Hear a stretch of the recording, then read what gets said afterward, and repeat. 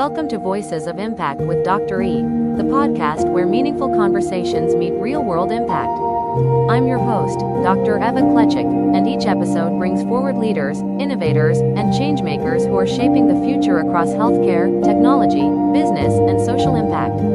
Through candid dialogue and thoughtful insight, we explore ideas that challenge conventional thinking and inspire purposeful action. Before we begin, a quick note. The views and opinions expressed during this podcast are solely those of the host and the guest. They do not represent the views of any organizations, employers, or institutions with which either may be affiliated. Thank you for joining us. Let's get started. Well, everyone, thank you so much for joining us. My name is Dr. Eva Klechik, like you heard in the introduction, and I am so happy to have a wonderful guest with me. We are in the International Women's Month, so I wanted to bring someone that lives that mission every single day and has an organization that brings and celebrates and coaches and brings to the forefront brand new leaders, women leaders in this area. So my guest is Pam Baker. Pam, such a pleasure having you here. Thanks so much for having me, Ava. It's great to be here. Well, Pam, thank you so much for being here. And for those of you who might not know, or you might be looking up Pam right now, she's the founder of Women's Coaching Alliance, nonprofit organization. And the mission is very simple: bring more women to become coaches in sports for lower level education, so we can create not only coaches, women coaches, but also bring those skill sets into the corporate arena and enhance the leadership bench and make sure that women are represented.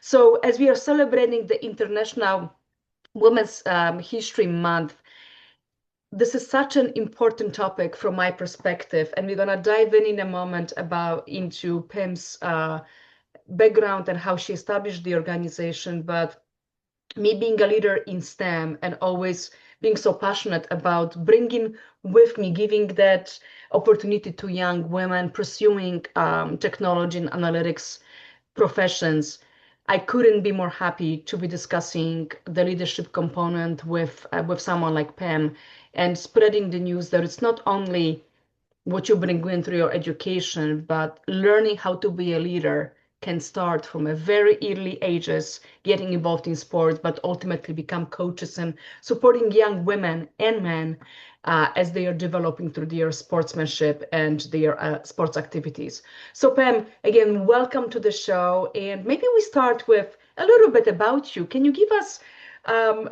some background about yourself and a little bit about the organization? Yeah, absolutely. Thanks again for having me here. So I spent 20 some years working in healthcare at big companies, in startups. So pharmaceutical, biotech, digital health, healthcare consulting, diagnostics.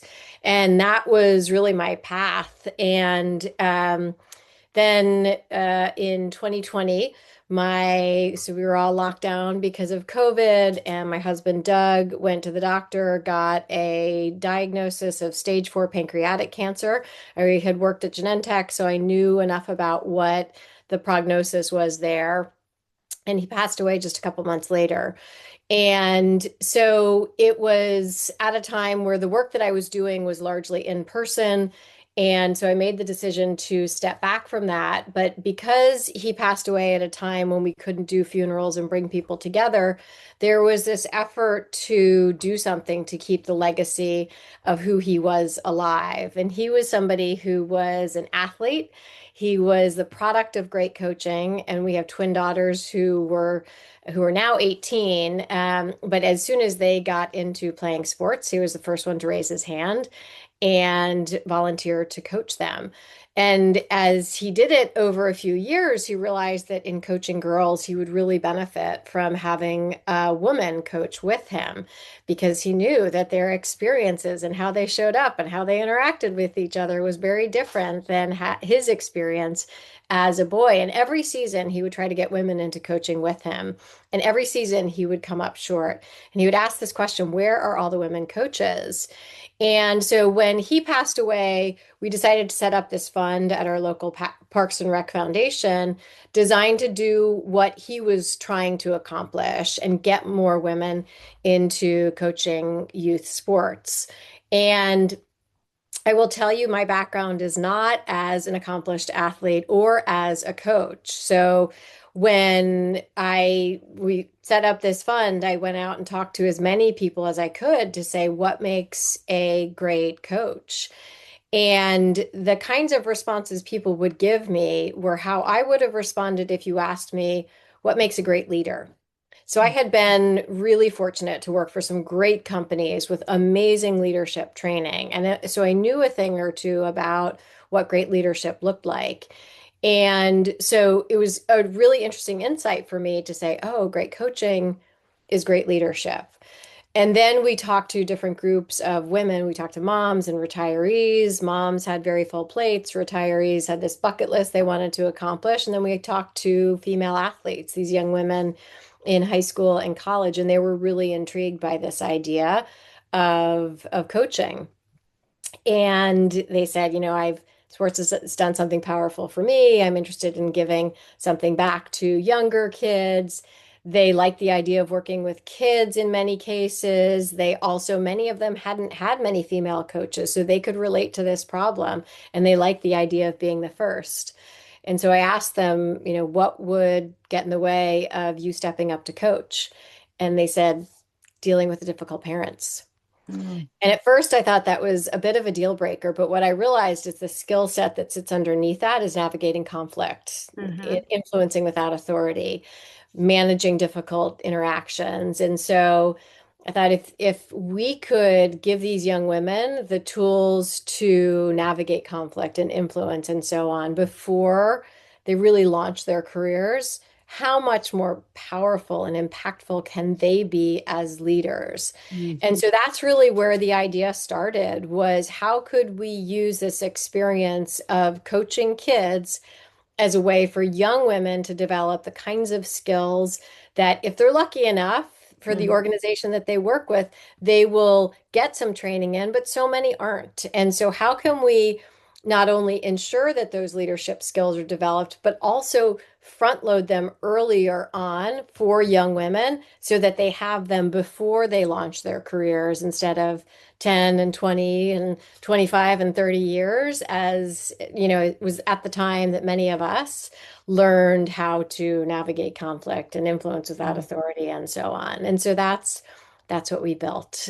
So I am not the logical person to be leading this organization, but to see these young women step into something that they don't think they can do and watch them go and thrive it's just super inspiring.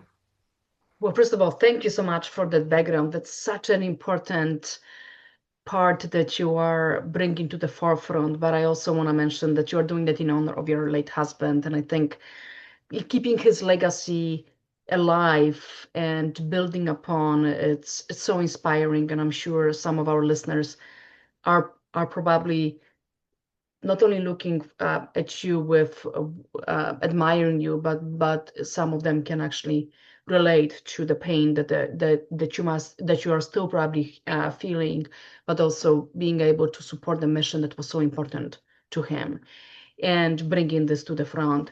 As we are thinking about women, young women joining coaching and learning some of the coaching skill sets, you started talking a little bit about some of the transferable skills, such as conflict resolution. We all know that women are not the best sometimes in trying to resolve. Women don't want to be in the middle of conflicts. So learning that piece and how to deal with difficult parents ultimately translates into how do you manage, how do you work with coworkers or other leaders who might have different opinions, and you have to manage the expectations and have a productive and respectful discussion where viewpoints might not always align. So I would like to talk a little bit more about this topic and dive in. What other skill sets do you see or you are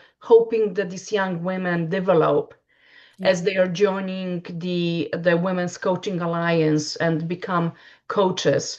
And how do they transfer to the corporate boardroom based on your experience? Or maybe what you have heard from leaders that look afterwards for women leaders who have those skill sets in their toolkit? Yeah, so maybe I'll give a little bit of structure, background on the structure Sure. for the coaches. So when kind of the way things start is we reach out to young women who've played a sport and ask them to get interested in coaching younger kids. Once we're in a community, they often hear about us from their friends or teammates, but that's kind of where it starts, is we do some outreach to these young women. So if they've played a sport, then they can coach that sport. And we then pair these young women in a team of two. So they're coaching with a co-coach. They have somebody else to lean on and to learn from. Mhm. And then they come to a leadership academy where we teach them, how do you translate the experience of playing the sport into coaching a sport? How do you break the skills down? How do you organize kids? How do you keep some kids occupied while you're waiting for other kids to arrive? How do you introduce yourselves to parents? How do you have interactions with the officials on the field? How do you make choices about, oh, it looks like rain is coming. I'm not sure it's sure that we should have the practice. How do you make those decisions on the fly? So, as you might imagine, the kinds of skills that they learn are communication, written and verbal communication. They have to introduce themselves to the parents and all of the kids who come to that very first practice. So they get comfortable, not always comfortable, but more comfortable Mhm. speaking in public, which is often something that we hear from our coaches. I was so scared to do that the first time. By the end of the season, it's not quite as scary. So that's one of the first things. They have to figure out, what am I trying to accomplish at this particular practice or game? And then how do I build the plan to be able to accomplish that? We give them practice plans that guide them through every practice of the season, but as you'd guess, as they go through the season, they'll diagnose, wow, the team really needs to learn this particular skill, or I need to spend more time on that thing and less time on this thing. So they can take the practice plan that we provide them and adjust it based on the needs of the team. They also get an adult mentor who works with them throughout the season, who is there to provide feedback and guidance and help with difficult situations, or when the coaches are saying, I don't know what I should have done differently because it didn't end up as I wanted. The mentor is there to help them process and navigate and come up with some other solutions. So, another skill that they're learning is how to work with mentors. Mm. They're having to make decisions for things that come up. We have coaches who are coaching basketball and they go into the gym and suddenly there is a yoga class that is Mhm. happening there. It wasn't scheduled, but Yeah. they now have to figure out, okay, I have all these kids here. How do I run practice when I don't have the equipment or the space that I had intended? They do have to navigate some, conflict between the kids, or a parent who feels as though their child should have had more playing time than they did. So they have to have those conversations. They also have to figure out how to divide responsibilities between them and their co-coach. What are you doing? What am I doing? We don't want to overlap, but we want to make sure that everybody is handling a piece of it. They also have to figure out how to motivate every kid on that team, just like a leader does in the corporate world. What motivates you? Am I putting a challenge out in front of you, or am I giving you kind of more support along the way? Every kid Mhm. is going to react differently, and these young women have to figure that out as they go, based on observing, based on conversations with parents, perhaps. So all of those skills are directly transferable to what I did in my job at Johnson& and Johnson, at Genentech, leading teams.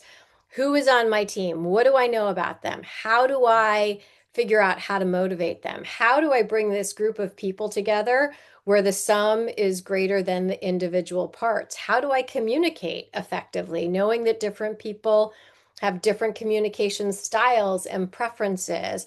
How do I create a really clear vision of where we are headed and the things that we need to do to get there. That's what the coaches need to do, right? If we want to win at the game next week, boy, we're really having trouble with these corner kicks on the soccer practice. Well, we got to practice those because if we want to win the game, being able to do those is really important. So there are so many skills that will be directly transferable as these young women head out into the world that come up just through the beauty of coaching on a field or on a court. And I think probably the most important piece when you take it all together is the fact that these young women step into this role that they are not sure or confident that they are going to be successful at, and they do it anyway. And that the courage that it takes to do that, because I would really argue it starts with courage and not confidence. Mm-hmm. Confidence comes on the other side of doing it when you are feeling those butterflies. The What I hope is that these young women learn that when they feel those butterflies, that that is not a sign to step away, that is a sign to lean in because it's something they care about. And my hope is that they do that again and again and again over their lives and their careers, and they don't wait until they feel certain or confident or they have all of the pieces buttoned up, that they do it anyway and they learn as they go and continue to refine from what they've learned. Wow, quite a quite a great message. And by the way, as I'm thinking about myself being a leader, learning these skill sets so much earlier, it makes it such a difference in the journey of climbing the ladder, being effective in a boardroom, and being effective in any room, quite frankly, going in with I belong here. And I just want to mention one thing. You talked about the butterflies and the confidence. I'm with you. Confidence comes in once you try, but more importantly, confidence comes in when you try it, when you don't believe that you're going to succeed, but you do it despite it. And that resilience, and that maybe I still didn't handle the discussion with a upset parent because I didn't give dear daughter, dear son enough playing time, and maybe this wasn't my best way of doing this, but now I know how to do it for the next time, and now that's much better off. I think we all as leaders have days where we don't perform 100%, right? We only perform maybe at 70, but that resilience and that ability to show up the next day, that's what really creates a leader. And it shows also young people, those who they are coaching or those who we are in a boardroom that are observing us, our employees who are look up to us, that we all are human and we all have better days, but the worst days, however, it's the next day coming, the next morning coming in and trying this all over again, and therefore succeeding. Because I would agree, none of us have confidence, especially at the beginning when we are learning something new. If anything, that fright component comes in, and it's a much louder than the let's try it and do it. And I think having that moment to saying, no, I'm going to do it, it's more important. So I really applaud, and I applaud the young women who are leaning in into your organization and saying, I want to learn, because that's a quite a significant thing. So Yeah, I just want to add one thing, Ava. sure. I love this expression that I read in this newsletter from the Female Quotient, and I think it's so spot on, is it's not about getting rid of the butterflies, it's getting all of your butterflies pointed in the same direction. And I Mm-hmm. do think that's really what it is all about. And resilience is such an important one, and I'm so glad you brought it up because the first time these young women coach, it doesn't go Mm-hmm. perfectly and sometimes well Yep. the first or second practice, but the reality is they they have to show up at the third one and the fourth one and for the rest of the season. That is what is expected of them. So they don't have the ability to say, well, forget it, it didn't go well and I'm just backing out. They come back, they learn. One of our values is learning and growth, and we think that's so important to your point, so that they have this pattern that they learn before starting their careers of just because it doesn't go well doesn't mean I have to stop doing it. I have to learn from it. I have to use the resources around me and figure out how I do it differently the next time. But I can do that. Mhm. And that's the incredibly powerful piece of that experience is being willing to say, okay, but I'll learn. Um, excuse me. Absolutely. I would almost say even additional piece, especially in the point where we are with AI coming on board and the pivoting that all of us professionals need to be doing. Having these skill sets so early in their college and professional careers, it's such a benefit because if nothing in the current economy, and as we're going to come into the 2027 when the cliff is supposed to happen, meaning a lot of the AI cliff, we're going to be seeing jobs changing, that ability to leap and find yourself in new situation and do the best you can and continuously keep pushing forward is going to be a skill set that others will not. And I want to also think about maybe you can maybe divert it a little bit differently also. I think it's also networking. They are For sure. learning how to network. Do you want to maybe talk about from your perspective how coaching allows them to network and meet other people and ultimately create deep relationships that can pay off in the future? Yeah. It's funny. I find that networking can be almost this dirty word for Mm-hmm. so many people of I don't want to go network because it feels transactional. And Mm-hmm. so what we try to do for our coaches is say, did you talk to a group of parents when at the first practice? Yeah. Do you talk to any of the parents when they're picking up or dropping off their kids? Yeah. Do you catch up with your mentor at the beginning of your mentor call? Yeah, all of that's networking. All of that is you building relationships. And that's what networking is all about, is building a relationship with somebody. It's not about what can you do for me? It is about learning how to build a relationship. And one of the things one of my great bosses early on said, the key to networking is to offer something that people may value before you need something from them. And one of the things I find is our coaches who are digital natives, they are so comfortable with everything digital, much more so than a lot of the adults around them. And so I always tell them, like, you can probably help somebody with something and you don't even think that there's something that you bring to the table. So think about, is there something you can offer them? If a parent is really struggling with TeamSnap, help them out. Show them what's done. That's part of networking, right? You've built that relationship, you know a need that they have, you're helping to solve it for them, and they know who you are. That's where it all starts. So it doesn't have to be scary. You network with your teachers, with other people that you interact with all the time. That's what it's about. And I think when you can just take some of the anxiety out of this term of networking and realize that they're already doing it, it becomes much more accessible and approachable. 100% agree. I could not say it better. And I think for those of you who are listening, I highly recommend this outside of being resilient and knowing how to pivot. We all need to become better at networking.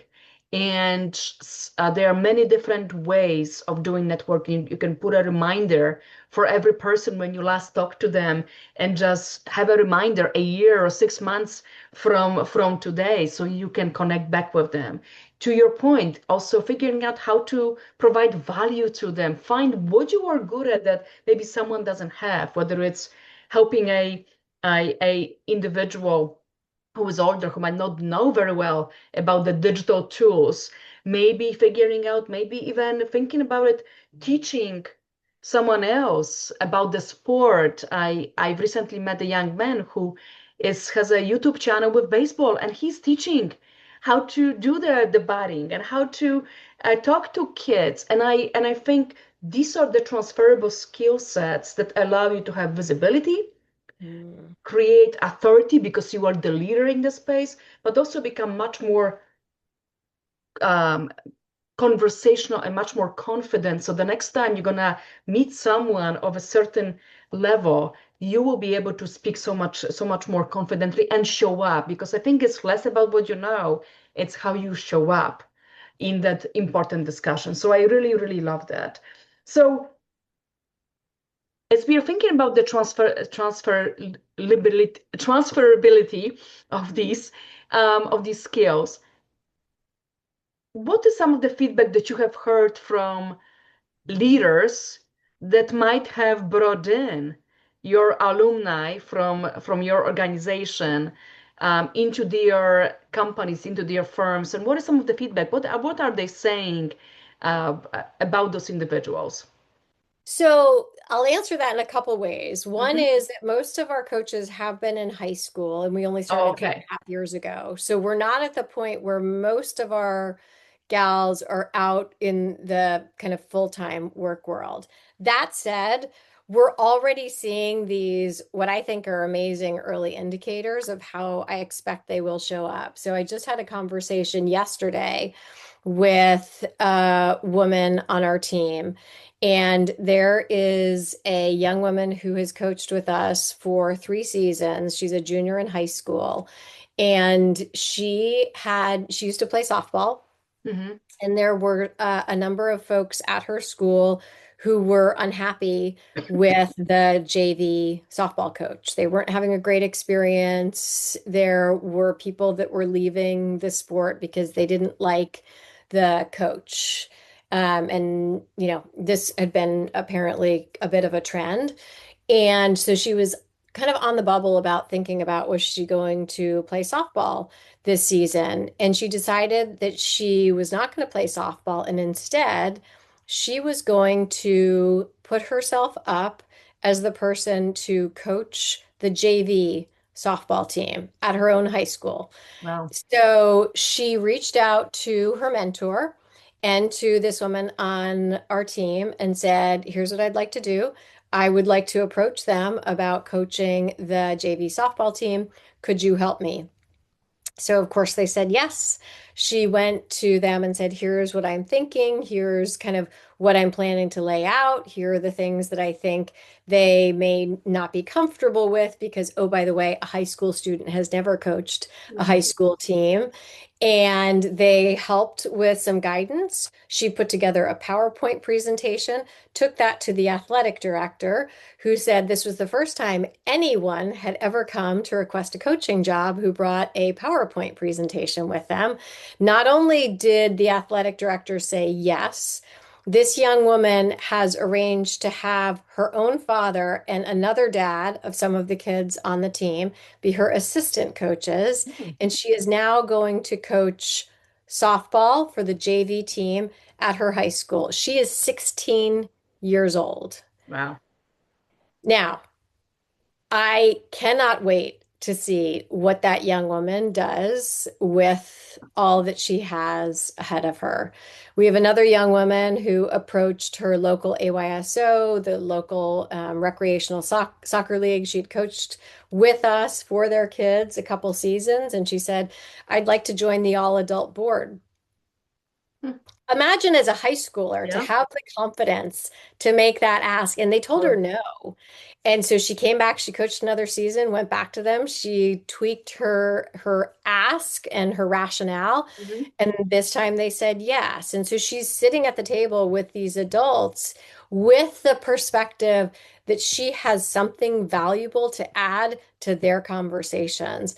And I look at those two young women, and there are so many other stories like theirs, and say, when they carry that with them out into the world, I think we will all be better for it. I also want to clarify that, young women coaching are our target, but they are supported by mentors who are both men and women, and they coach both girls and boys. So this is not a women's only organization because we recognize the men around us, and we have so many male supporters. The men who are cheering us on are a tremendous asset to the work that we do. And these young women are fortunate to be able to learn from amazing men and women around them, and to say to both men and women who are, years ahead of them in their career, hey, this is where I'm trying to go. Can you give me some guidance about how I get there? And I think with the experience that we're seeing these young women have just from coaching a couple of seasons with us, it's going to be really fun to watch. First of all, I want to say congratulations to these, yeah, to these two women and many more that are taking steps like that. First of all, taking initiative at that such a young age Yeah. and doing so daring, it's very important. But I think they are doing that because they realize the value Yeah. that they have. And I also love the piece that when no was said to one of them, that she took it as, okay, this is a no for today. It Mm. might be a yes tomorrow. And that's what she did. She learned, she realized what she needs to do, and she regrouped, pivoted, and then ultimately is now sitting on the board. And I think for anyone listening, for any young people listening, or quite frankly, for any of us, that's because you hear one time no, doesn't mean that the next time you ask, it's not going to be a yes. Yeah. Sometimes it might take many no's, but as Hmm. many entrepreneurs know, as many those who are highly driven, no is only a reflection of the current state and identifies opportunities than anything. So Hmm. as long as you can take it with a grain of salt and rethink, change your approach, maybe gain the experience that you require, if it's truly what you want to do, because you have to have that conviction. If that's really what you want to do, you're so passionate about it, go for it, stay with it, and continue. So for any young people, two women done something that was not done before, and here they have a great outcome. So I really, really love that, and I think that also, hopefully, for their careers, it's going to represent exactly the daring mindset that they're going to be the first every other time as well. So I really love that. Well, we are getting closer to the end of the podcast. I wanted to give you, Pam, the place to talk a little bit about what you would like to see in the future and with this organization, where are you headed? And then if you want to also talk about your call of action that you have and how individuals can find you and how they can find your organization. Awesome. Thank you. One of the things I should have mentioned that I didn't, which relates to the call to action, is that all of our coaches are paid for their experience coaching. Mm, And to me, that's critically important because so many of us as women volunteer our time. And I think that yes. is a great thing that many of us do. And I want to make sure that when these young women volunteer their time, they do so intentionally. So we pay them as a way to open the conversation about the value of their time and effort and making sure that they feel and recognize the value of the time they put into something. And should they choose to volunteer their time, that's fine too. And we want to support these young women in being open to having both kinds of conversations. So what we're looking at as we move forward is we have more communities that are interested in having WCA in their work in their neighborhoods than we have capacity to fulfill right now. So it's a great problem to have. We're currently in the Bay Area, which is where we started. Last year, we expanded into LA County. We have a grant to go to New York later this year, which we're really excited about. And we have interest from San Diego and Cleveland and Denver and on and on. And so my hope is that we have the chance to get into as many of those communities as we possibly can to get more young women out there coaching, women from all different backgrounds and communities and so on. And looking forward, what I would really like to see is that we be able to export this into other countries where women have a a different place in society that many women do here. Um, I think, in many cases, we as women are in a relatively fortunate position. I say that cautiously because I realize everybody's situation is different. But when I look around the world, I think women are in many cases in a better spot than women are in some countries elsewhere. And sports is a unifying experience. It brings people together. Mm-hmm. And I would love to have the opportunity to use sports as a way for women to step into leadership, for communities and countries around the world to see women as incredible and viable leaders with so much potential. So that's where we'd like to move to over time. We have a few communities in our own country to get to before we can get there, but we know that the impact is important, it's significant, and I'm excited to watch what these young women do with this experience as they head out into their own careers. So um, that's what we're looking forward to as we move forward. In terms of how folks can support us, obviously we are a nonprofit, we are donor funded, and the more folks that we have supporting us financially, and every bit helps, allows us to get more young women out there coaching on the field and on the courts in communities near and far. The mentors make a huge difference to what we do. And mentors are adults who have some leadership experience and they care about the success of these young women. They don't need to have been coaches themselves. That's not a key piece, but they need to understand what leadership looks like, how it looks different in the sports environment, and help these young women as they navigate this early leadership experience. We're also always looking for great partners, for whether that's a sports organization or a company that is interested in supporting our work. I look at the young women that we are developing, and I think when I was at Genentech and I was hiring lots of people, I was always thinking about where are the best pools of candidates for me to connect with to join our team. Well, women who have leadership experience from playing sports and leadership experience from coaching sports, it should be an incredible group to be able to hire from over time. So we're looking for the partners who can say, yes, we believe in this work that you are doing, and we want to be able to have access to those young women to come and work at our organization.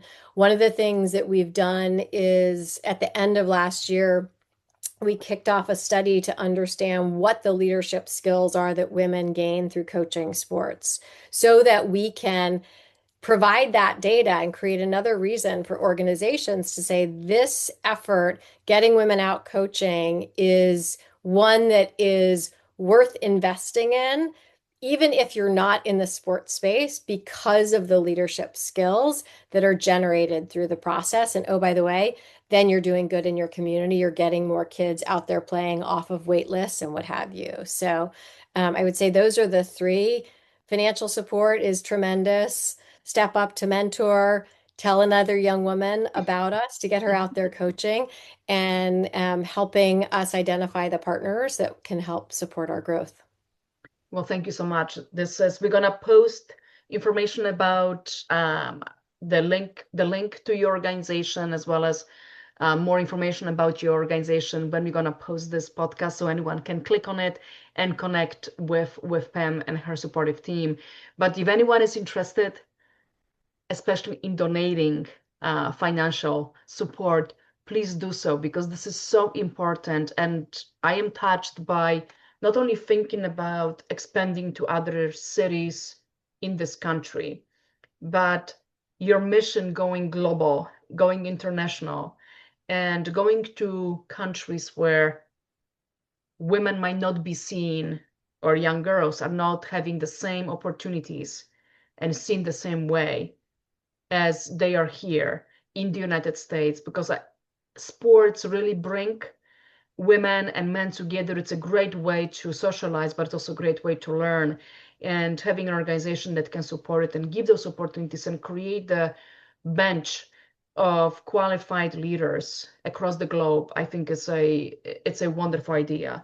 Well, for those of you who've been listening, I hope this was a inspiring, very informative, and quite inspirational podcast with Pam Baker and the organization Women's Coaching Alliance.